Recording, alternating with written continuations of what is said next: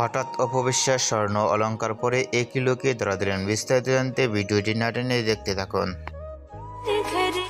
Makeup দিয়ে অসাধারণভাবে সেজেছেন অপবিশ্বাস, এরকম লোকে কখনো দেখা যায়নি।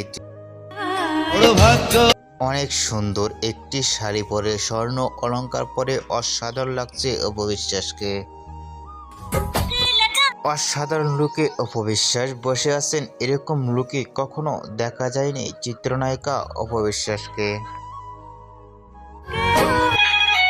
অপবিশ্বাসকে দেখা যায় ভিন্ন ভিন্ন লুকেই ধরা দিয়েছেন সাজে।